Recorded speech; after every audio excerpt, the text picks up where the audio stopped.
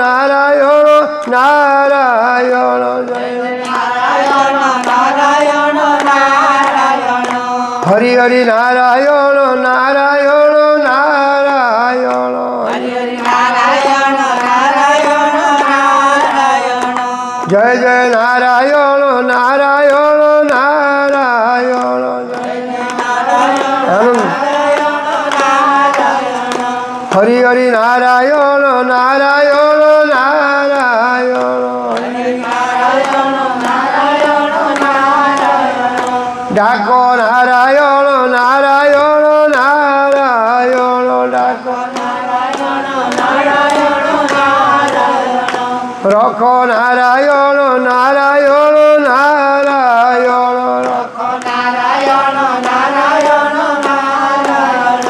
স্বামী নারায়ণ নারায়ণ নারায়ণ স্বামী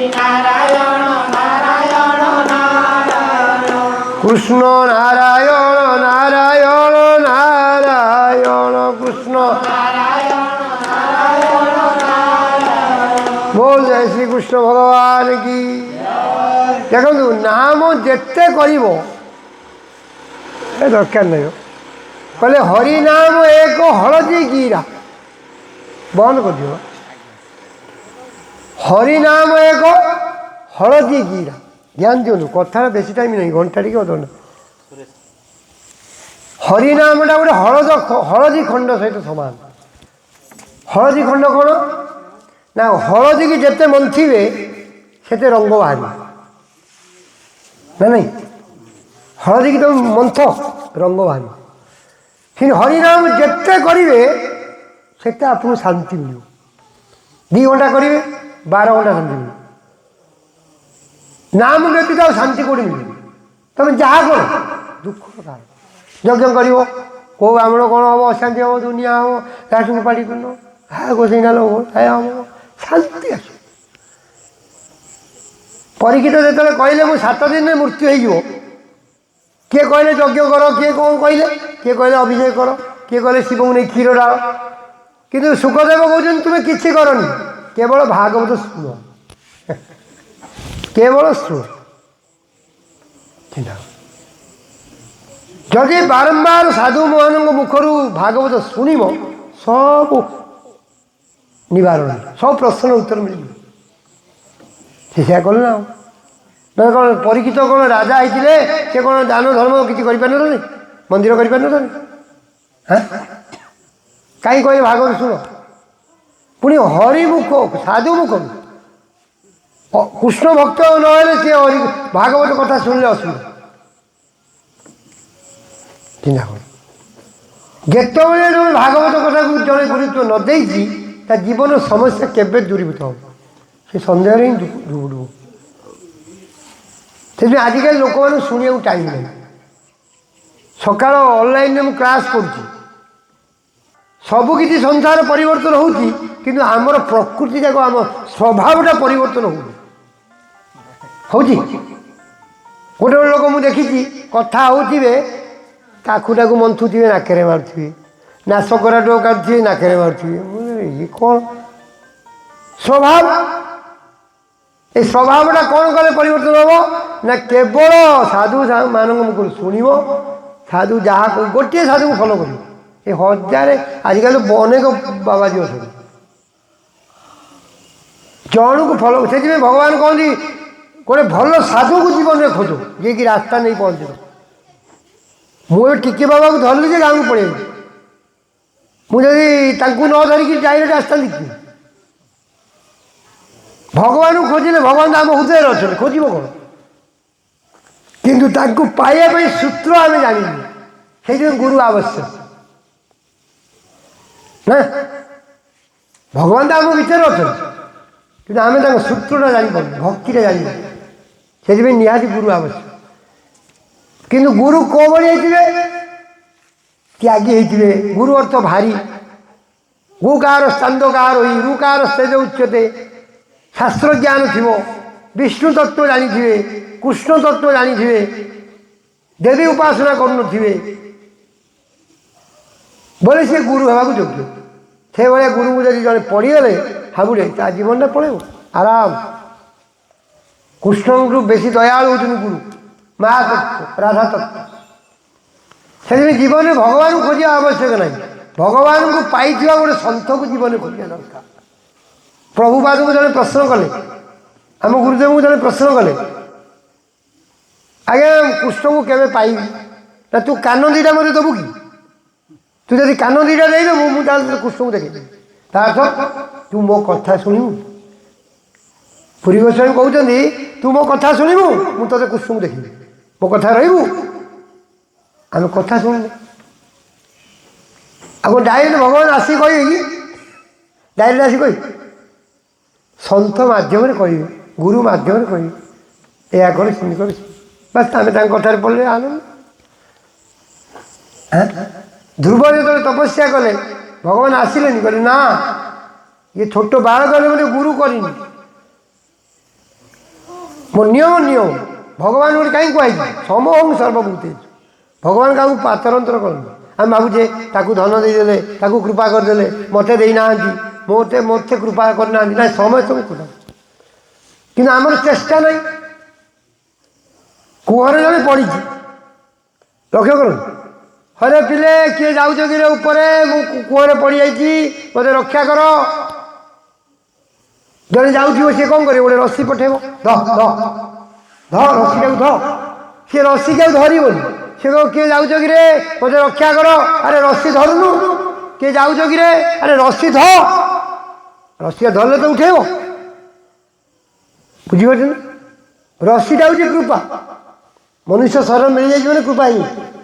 କିନ୍ତୁ ଆମେ ଧରୁନେ, ଆଉ କେମିତି କୂଅରୁ ବାହାରିବା? ନାଇଁ ରସି ଧରିବାନି, କହିବା କୃପା ହଉନି, କୃପା ହଉନି। ଆରେ ଆପଣ ଟେକିକି ନେଇଯିବେ ନା କ'ଣ?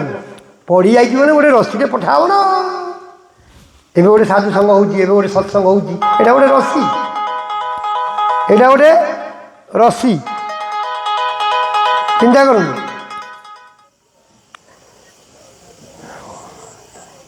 ସେଥିପାଇଁ ରସି ଯେତେବେଳେ ମନୁଷ୍ୟ ଶରୀର ମିଳିଯାଇଛି ବୋଲେ ଆମେ ଭାବିବାକୁ ପଡ଼ିବ ଯେ ଗୋଟେ ମୁଁ ମହାଭାଗ୍ୟବାନ, ଯାହା ହେଉଛି ମୁଁ ଗୋଟେ ମନୁଷ୍ୟ ଶରୀର ମିଳିଛି। ଭଲ ପରିବାର ମିଳିଯାଇଛି ବୋଲି ସେ ଭାବିବ ଆହୁରି ଭାଗ୍ୟବାନ। ଯଦି ହରିନାମ ଆମେ କରିପାରୁଛେ, ଓହୋ ମହାଭାଗ୍ୟବାନ। ଦେଖୁନ ପରୀକ୍ଷିତ ମହାରାଜ ରାଜ୍ୟରେ ଶାସନ କରୁଥିଲେ, ସିଏ କହିଲେନି ମୁଁ ଭାଗ୍ୟବାନ। କେତେବେଳେ କଥା ଶୁଣୁଛନ୍ତି ଶୁକଦେବଙ୍କଠୁ, ସିଏ ମନେ ମନେ ଭାବୁଛନ୍ତି ହା କି ଭାଗ୍ୟବାନ। କିନ୍ତୁ ଆମେ କ'ଣ ଭାବୁଛେ? କାହାର ଘର ହେଇଗଲା ସିଏ ଭାଗ୍ୟବାନ, କାହାର ଧନ ହେଇଗଲା ସିଏ ବଡ଼ ଭାଗ୍ୟବାନ। କେଉଁ ପୁଅ ହରିଭଜନ କରିବ ତା ବାପା କେବେ କହିବ ମୋ ପୁଅ ଭାଗ୍ୟବାନ, ମୁଁ ଭାଗ୍ୟବାନ? ଯାହା ପୁଅ ସନ୍ନ୍ୟାସୀ ହେଇଯିବ ବା ଭକ୍ତ ହେଇଯିବ, ତାଙ୍କ ଘରେ କିଏ କହିବ ଇଏ ଭାଗ୍ୟବାନ? ନା। ଯିଏ ବିଲ ବାଡ଼ି କାମ ଧନ୍ଦା କରି ପୁଅ ଝିଅ ସଂସାର କଲା, ତାକୁ ବାପା କହିବ ମୋ ପୁଅଟା ବଢ଼ିଆ, ପୁଅଟା ବଢ଼ିଆ। ସବୁ ଓଲଟା ବିଚାର ଆମର। ପୁଅ ଆସି ଯଦି ଏଠି ବସିକିରି ହରି ହରି ହବ, ତା ବାପା ମା କ'ଣ କହିବେ? କହିବେ ପୁଅଟା ଯାଉଛି ହରିଭଜନ କରୁଛି ଭାଗ୍ୟବାନ। ନାଇଁ, ଯାହା ଯାହା କାମ ଧନ୍ଦା ଅଛି ଦୁନିଆ, ଏଇଠି ବସି କ'ଣ କରୁଛୁ? କହିବେ କଳି ଯୁଗରେ ଶିକ୍ଷାର ଅଭାବ। ଟଙ୍କା ଧନ ସମ୍ପତ୍ତି ରଖିଲେ କ'ଣ ହବ? ଶିକ୍ଷା ନାହିଁ। ଜଣ ଘରକୁ ଯାଇଥିଲି, ଯେଉଁମାନେ କୁକୁର ଘରେ ରଖିବେ ବେଶୀ ଦୁଃଖୀ, ହାତ ଚାଟିକି ଯେଉଁମାନେ ଖାଇବେ ସେମାନଙ୍କର ଘରେ ଦୁଃଖ, ସ୍ତ୍ରୀମାନଙ୍କୁ ଯେଉଁମାନେ ହାତ ଉଠେଇ ପିଟିବେ ତାଙ୍କ ଘରେ ବେଶୀ ଦୁଃଖ, ବାପା ମାଆଙ୍କୁ ଯେଉଁମାନେ ଠିକ୍ ଭାବରେ ଦାୟିତ୍ୱ ନ ନେବେ ତାଙ୍କ ଘରେ ବି ଦୁଃଖ, ମୂଷାମାନଙ୍କୁ ଯେଉଁମାନେ ବିଷ ଦେଇକିରି ମାରନ୍ତି ଘରେ ତାଙ୍କ ଘରେ ବେଶୀ ଦୁଃଖ, ଗ୍ରହ ପୀଡ଼ା ଦେବ। ଶୁଆମାନଙ୍କୁ ଯେଉଁମାନେ ବାନ୍ଧିକି ରଖିବେ ତାଙ୍କ ଘରେ ବେଶୀ ହାର୍ଟ ରୋଗ। ଯାଅ ପରୀକ୍ଷା କର, ବେଶୀ ତାଙ୍କ ଘରେ ହାର୍ଟ ରୋଗ, କାହାର ଗୋଟେ ଶ୍ୱାସ ବେମାର ଥିବ। ଶୁଆମାନଙ୍କୁ କେହି ବାନ୍ଧିକି ରଖିବ, ତା ଭିତରେ ସିନା ରାମ ରାମ ରାମଙ୍କୁ ବାନ୍ଧିକି ରଖନ୍ତି। ଶୁଆଟାକୁ ଗୋଟେ ପକ୍ଷୀଟେ ଉଡ଼ିକିରି ଆକାଶରେ ସେ ଆନନ୍ଦ ପାଇବ, ତାକୁ କ'ଣ ଟଙ୍କାକିଆ ଚାଉଳ ଦେଇକିରି ତାକୁ ଭିତରେ ହରିକ ରାଘବ କ ମାଧବ କ ଶୁଆ କ'ଣ ରାଘବ କହିବ? ମନୁଷ୍ୟ ହେଇକିରି ଆମେ ହରିନାମ କରୁନେ, ଛୁଆଟାକୁ ଧରିକି କହି ଆମେ ଏଇଟାକୁ ଦେଖି ଆନନ୍ଦ ମିଳିବ, ଦୁଃଖ ଆସିବ। ଚିନ୍ତା କର। ସେଥିପାଇଁ ଶାସ୍ତ୍ରରେ କୁହାହେଇଛି ଏସବୁ ନିୟମ ଯଦି ଆମେ ନ ପାଳିବା ଆମେ ସେ ଘରେ ଯେତେ ରୋଜଗାର କର ଯାହା କରୁଛ କର ଦୁଃଖ ହିଁ ଦୁଃଖ, ଜନ୍ମ ଦୁଃଖ, ଜରା ଦୁଃଖ, ଯାଆ ଦୁଃଖ ପୁନଃ ପୁନଃ, କେବେ ଶାନ୍ତି ଆସିବ? କୋଟି କୋଟି ଟଙ୍କା ତମେ ଇନକମ୍ କର, ଶାନ୍ତି ଆସିବ।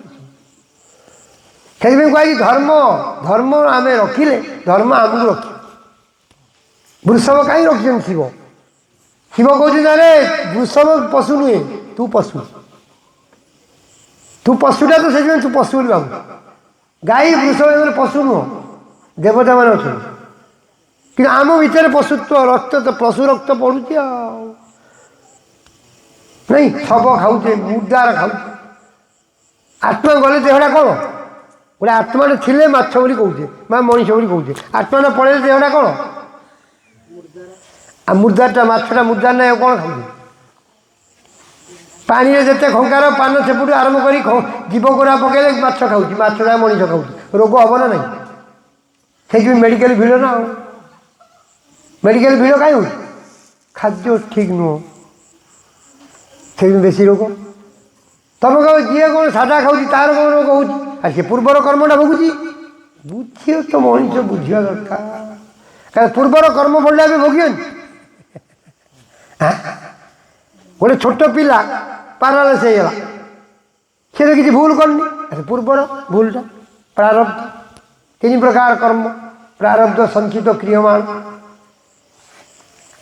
ଭଲ କରୁ କରୁ ଯେ ଦୁଃଖ ଆସିଲା, ଜାଣିବ ଯେ ଇଏ ପୂର୍ବ ଜନ୍ମର ମୁଁ ଲିଭି ଯାଉଛି, ମୋର ଲିଭି ଯାଉଛି, ପ୍ରାୟଶ୍ଚିତ ହେଇ ଭଲ ପ୍ରଭୁ ବଡ଼ ଆକାରରେ ଦେଇଥାନ୍ତେ, ଛୋଟ ଆକାରରେ ଦେଇଥାନ୍ତେ, ଭଲ ହେଲା। ଯେ ଏଭଳିଆ ସନ୍ତୋଷ ରହିବ ଭଗବାନ ତାକୁ ଖୁସି ହେବେନି? ଯଦି ସନ୍ତୋଷ, ଜଣେ 10 ଟଙ୍କା ଦେଲେ ଯଦି ଶାନ୍ତି ରହିବ, ତାକୁ ଆଉ 100 ଟଙ୍କା ଦେବାକୁ ଇଚ୍ଛା ହେବନି? ଗୋଟେ ଭାଇ ମୋତେ ଏବେ 100 ଟଙ୍କା ଦେବ, ମୁଁ ତାକୁ ପ୍ରଶଂସା କରିବି, ବଢ଼ିଆ ଲୋକ, ବଢ଼ିଆ ହେଲା। ସିଏ ଯେତେବେଳେ ଶୁଣିବ 100 ଟଙ୍କାଟେ ବାବାକୁ ଦେଲି ଯେ ମୋତେ ପ୍ରଶଂସା କରୁଛନ୍ତି, ମୁଁ ଆଉ 500 ଦେବି। ଯଦି 100 ଟଙ୍କା ଦେଲା ପରେ ମୁଁ ନିନ୍ଦା କରିବି, କ'ଣଟେ ଦେଇଛି ମୁଁ, ସିଏ ବେକାର, ତା ପୁଅକୁ ଦେଉନି ଯେ ମୋତେ ଦେବ, ବାଇଆ। ତମେ ଯେତେବେଳେ ଶୁଣିବ ତମେ କହିବ ବାବା ତ 100 ଟଙ୍କା ଦେଇଥିଲେ, ନିନ୍ଦା କରୁଥିଲେ, 10 ଟଙ୍କା ଦେବି ଆଉ। କିନ୍ତୁ ଭଗବାନ କହୁଛନ୍ତି ମୁଁ ଯାହା ଦେଇଛି ତମେ ସନ୍ତୋଷ ରୁହ,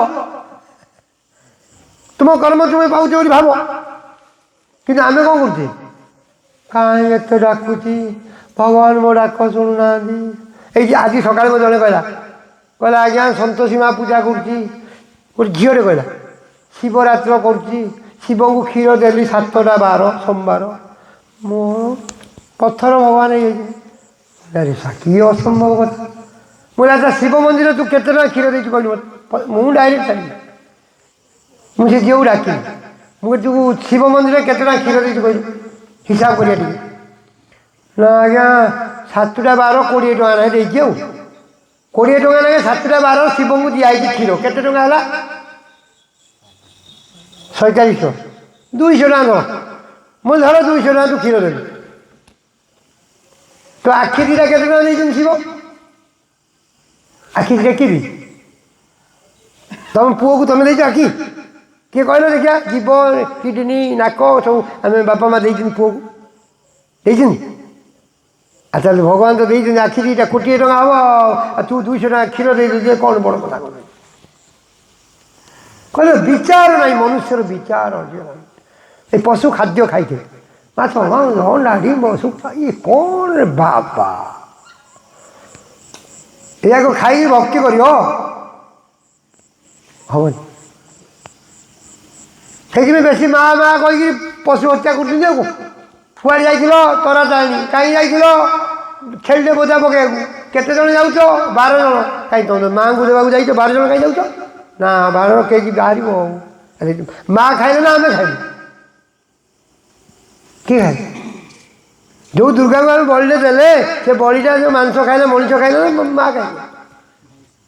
ଓ ତାଙ୍କ ନାଁରେ ନିଜେ ଗୋଳେଇକି ଖାଇ, ଏ ଯେଉଁ ଅସୁର ମାନଙ୍କର ବିଚାର। ସେଥିପାଇଁ ଆଜିଠୁ ସଂଗ୍ରାମ କର, କ୍ଷମା କରିଦେବେ ଭଗବାନ, ପ୍ରାୟଶ୍ଚିତ କରିଦେବେ। ଅନୁତାପ ହିଁ ପ୍ରାୟଶ୍ଚିତର କାରଣ। ବାରମ୍ବାର ଭୁଲ କରିବାକୁ ଚେଷ୍ଟା କରୁ। ଯେତେବେଳେ ଆମ ଭିତରେ ରାବଣକୁ ନ ମାରିଛେ, ଆମ ଭିତରେ ଅସୁରମାନଙ୍କୁ ନ ବଧ କରିଛେ, ସେତେବେଳେ ଆମେ ଦେବତା ହେଇପାରିବେ।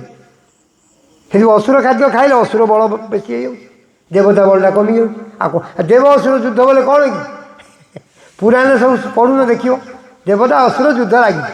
ତା ଅର୍ଥ କ'ଣ? ଆମ ଭିତରେ ଯେଉଁ ଖାଦ୍ୟଟା ଆମେ ଖାଉଛେ ଏ ଯେଉଁ ଅସୁରମାନଙ୍କ ବଳଟା ଅଧିକ ହେଇଯାଉଛି, ଅଧିକ ହେଇଗଲେ ଦେବତ୍ୱ ବଳଟା ଟିକେ କମିଯାଉଛି,